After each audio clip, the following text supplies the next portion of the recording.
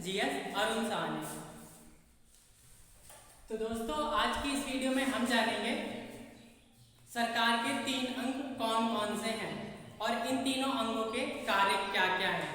तो जैसा कि आप सब देख सकते हैं व्हाइट बोर्ड पे मैंने लिख रखा है सरकार के 3 अंग विधायिका, कार्यपालिका, न्यायपालिका। तो जो ये तीनों अंग हैं सरकार इन तीनों अंगों से मिलकर के काम करती है। जो सरकार के ये तीनों अंग हैं ये तीनों अंग मिलकर काम करते हैं तब जाके देश में कोई कानून बनता है, लागू होता है और उस कानून लागू किए गए कानून पर अमल किया जाता है। तो जैसा कि देख सकते हैं आप यहाँ पे मैंने लिख रखा है विधायिका। तो विधायिका सबसे पहले सवाल उठता है कि विधायिका कहते किसे हैं।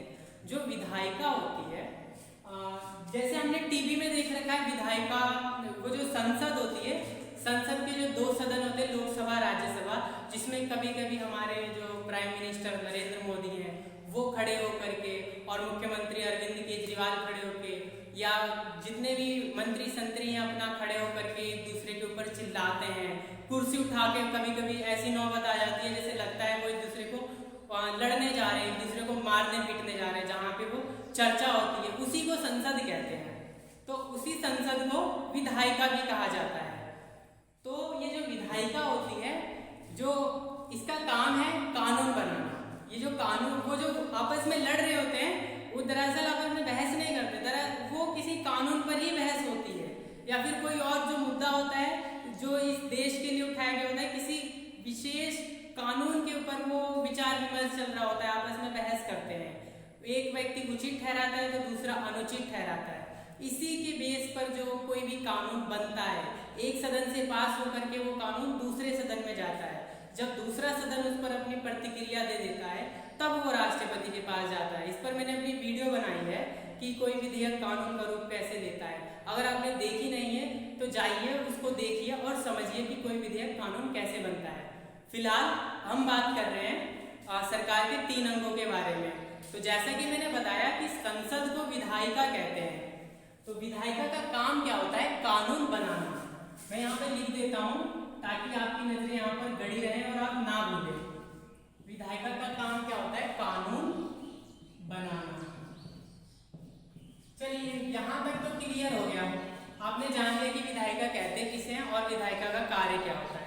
अब हम बढ़ते हैं अपनी कार्यपालिका की तरफ। अभी जो कानून बना है पता कैसे चलेगा कि कोई कानून बना है? हमारे देश के शायद 133 करोड़ के लगभग जो भी जनसंख्या अनुमानित है, इन जनसंख्या को कैसे पता लगेगा कि कोई कानून बना है या एक एक व्यक्ति तक कैसे कानून पहुंचेगा?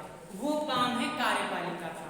ये कार्यपालिका जो है इस कानून को पूरे देश में फैलाती है। इसका अर्थ ये हुआ कि ये कानून को लागू करती है। कार्यपालिका के भी प्रकार होते हैं, स्थायी कार्यपालिका और अस्थायी कार्यपालिका। इसको भी मैं आपको डीपली बताऊंगा किसी वीडियो में। तो फिलहाल आप ये समझिए कि कार्यपालिका का काम क्या होता है।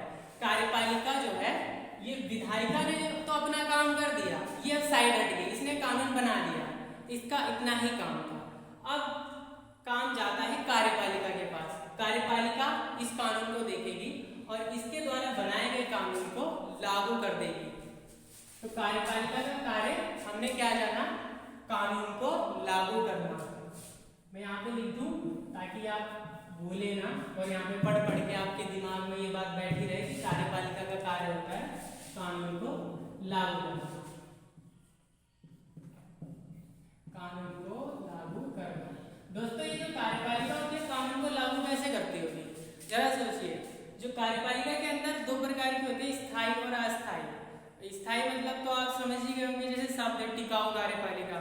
दोस्तों इन सब में हम टीचर्स वगैरह आते हैं, जो गवर्नमेंट टीचर्स हो गए या सरकारी जितने भी नौकरशाही लोग हैं वो हो गए।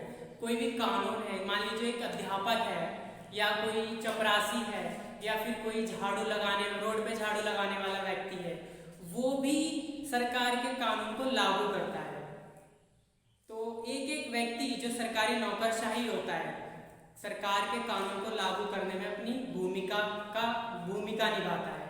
तो हमने ये दोनों जान लिया, विधायिका का काम समझ लिया कि कानून बनाना हो गया, और विधायिका कहते हैं किसे, मैंने ये भी बता दिया। कार्यपालिका का कार्य क्या होता है, इसके द्वारा बनाए गए कानून को लागू करती है, मैंने ये भी बता दिया। और कौन कौन इसे लागू करता है ये भी बता दिया। जितने भी सरकारी नौकरी वाले लोग होते हैं वो ही स्थायी कार्यपालिका होते हैं और वो ही कानून को लागू करते हैं। प्लस में अस्थायी कार्यपालिका, जिसे हम राजनीतिक कार्यपालिका भी कहते हैं, जिनका संबंध राजनीति से होता है।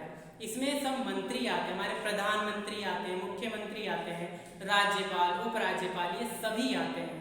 तो ये सब भी कानून को जो है मुख्य रूप से पूरे देश में लागू करते हैं। तो ये होगी अस्थायी कार्यपालिका और स्थायी कार्यपालिका, सरकारी नौकरी वाले लोग। तो हमने ये जान लिया। अब आते हैं न्यायपालिका के ऊपर। अब न्यायपालिका का कार्य क्या है ये समझते हैं। तो इसके कार्य को समझने के लिए एक बार फिर से आपका ध्यान यहाँ में मैं आकर्षित करना चाहूंगा। आप ये देखिए, विधायिका, विधायिका का कार्य कानून बनाना, इसने बना दिया है, अपनी जिम्मेदारी से पीछे गई, अब इसका काम हो गया। अब कार्यपालिका का काम आता है। कार्यपालिका ने उस कानून को लागू कर दिया, पूरे देश पर फैल गया। अब इस लागू किए गए कानून को अगर कोई ना माने तो, या फिर मान लीजिए कोई कानून है, एक कानून बनाया है कि कोई आपस में लड़ेगा झगड़ेगा नहीं, और पता लग रहा है कि पड़ोसी का खून कर दे रहा है और वो आपस में लड़ रहे हैं, कट रहे हैं, मर रहे हैं, तो फिर ऐसे तो फिर छोटी छोटी बात पे जगह जगह हत्याएं होती रहेंगी यदि कोई भी कानून का पालन नहीं करेगा। तो अगर कोई कानून का पालन ना करे, उसको इस बात की चेतावनी देने वाला भी होना चाहिए ना, कि अगर आप कानून का पालन नहीं करेंगे तो आपको सजा दी जाएगी। उसके लिए हमारी न्यायपालिका आती है। ये निर्मित कानूनों के आधार पर अपराधियों को सजा देती है। तो हम यह कह सकते हैं कि जो न्यायपालिका है, इसका कार्य होता है निर्मित कानून के आधार पर